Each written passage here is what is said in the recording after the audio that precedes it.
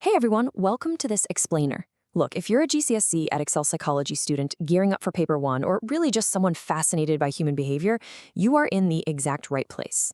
Today, we're tackling an absolutely massive topic in social influence: bystander intervention. We're going to unpack the exact psychological reasons why we step up to help or totally fail to help other people in an emergency. Getting a grip on this doesn't just prep you for your exams, it literally changes how you see the world around you. I want you to start off by picturing a really high-stakes, real-world scenario. You're just chilling at a super busy public pool, the sun is shining, people are chatting, it's a great day. But then, out of the corner of your eye, you spot a child thrashing wildly in the water. Your heart absolutely drops. Your very first instinct is probably that you need to act right now. You need to dive in and save them. But hold on a second. Now, what's really interesting about this scenario is how the crowd around you changes your reaction. You glance around, and instead of screaming for a lifeguard, all the other adults are just watching calmly. Maybe they're even laughing, thinking the kid is just playing a game. Suddenly, you start doubting yourself. Do you still dive in, or do you just stay put because you're terrified of looking completely foolish? That little moment of hesitation right there, that is the core mystery we're decoding today. So, to make sure you have everything you need for your syllabus, here's our roadmap. 1. Core definitions. 2. Situational factors. 3. Personal factors. 4. The biology of helping. And 5. Breaking the apathy. Okay, let's dive right into this. Section 1, Core definitions. The foundation of bystander behavior. First up, we have bystander apathy, which you probably know as the bystander effect. This is the psychological phenomenon where people just fail to help someone in need, usually in public places. And the most common reason? We all just assume someone else in the crowd is going to step up and handle it, so we don't have to.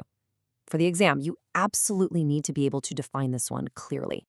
Then, on the flip side, we have bystander intervention. That's exactly what it sounds like, the term for when people actually do step up and help. The entire reason psychologists study these crazy events is to figure out the secret recipe for this intervention. If we know how it works, we can actively encourage people to be a bit more heroic in the future. Now, here's the crucial part.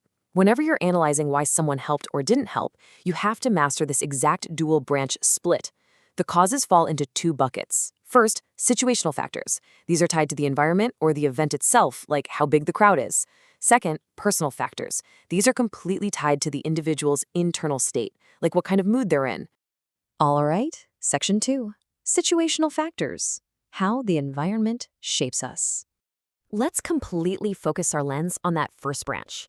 The first situational factor you need to know is pluralistic ignorance. This kicks in during ambiguous situations where it's just not totally clear if it's a real emergency. Because we really don't want to overreact, we secretly look at everyone else to gauge their reactions. If they look calm, we assume everything is totally fine. This perfectly explains our swimming pool example from earlier. If everyone else is laughing, your fear of looking foolish actually causes you to ignore the kid thrashing in the water. To prove how incredibly powerful this is, Litani and Darley set up this wild experiment. Picture this. They had participants sit in a room filling out a boring questionnaire, and then they secretly started pumping thick smoke through the vents. It's like something out of a thriller. When a participant was completely alone in that room, a massive 75% of them immediately left to report the smoke and get help. But look at this dramatic drop. They put participants in that exact same smoke-filled room, but this time added 3 passive stooges, basically actors instructed to just sit there, cough a bit, and totally ignore the smoke. With them in the room, only 38% of the real participants actually raised the alarm. Think about that. The passive crowd literally suppressed their basic survival instinct to flee a burning building. Which brings us to the second massive situational factor: diffusion of responsibility. This happens in a crowd when people believe the responsibility to act is shared among everyone there. The math is tragic but simple. The more people there are, the less individual responsibility you feel. This whole area of research was actually catalyzed by the infamous Kitty Genovese case, where researchers were just baffled trying to understand how dozens of people could witness an attack but fail to call the police, all because they assumed someone else already had. Darley and Latané tested this diffusion again in 1968. They set up a lab experiment where participants talked over an intercom system. One person, who was secretly an actor, faked a really severe epileptic fit over the audio. The findings were clear as day. When participants believed other people were also on the intercom listening, they were way less likely to get help compared to when they thought they were the only one who could hear the victim. The The final situational piece is this rapid, subconscious cost-benefit analysis we all perform. Step 1, notice the event. Step 2, quickly weigh the personal risks against the benefits of helping. Step 3, decide. If the risk to ourselves feels too high, we just don't help.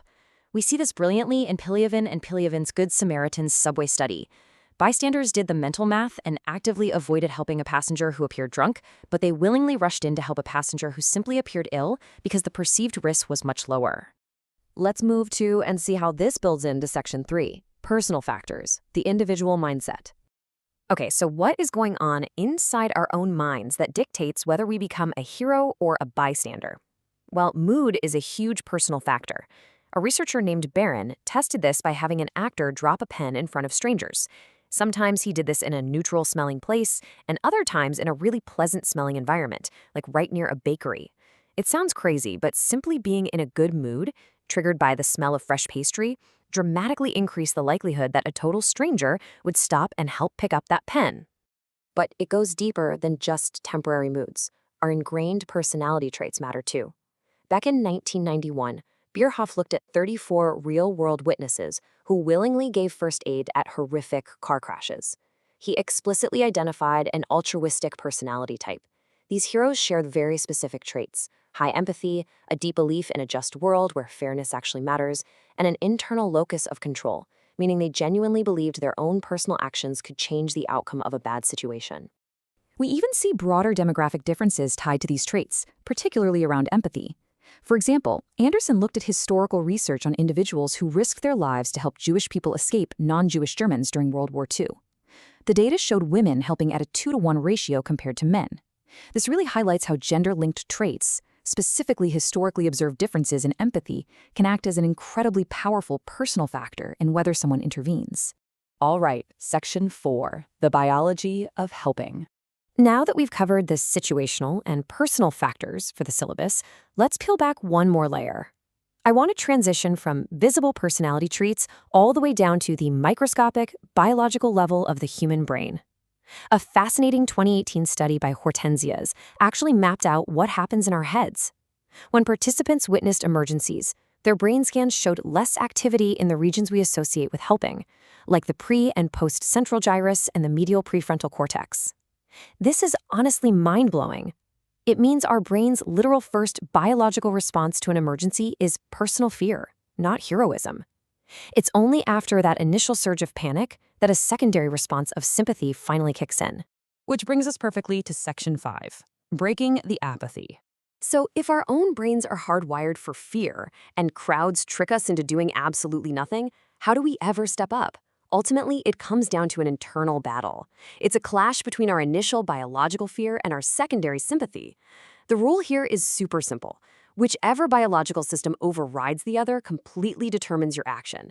If fear wins out, you succumb to the bystander effect. But if sympathy wins, you step in and help. And honestly, that is the ultimate takeaway from this explainer. You now know the exact Edexcel definitions. You understand the power of pluralistic ignorance and that quick internal cost-benefit analysis happening in your head. But way more importantly, now that you know your brain's very first instinct in a crisis is going to be selfish fear, you actually have the power to recognize it happening in real time. So the next time you see someone in trouble, are you going to let the crowd hold you back? Or are you going to let sympathy override your fear and dive in? Take a second to think about that. Thank you so much for joining me to explore the absolutely fascinating psychology of bystander intervention.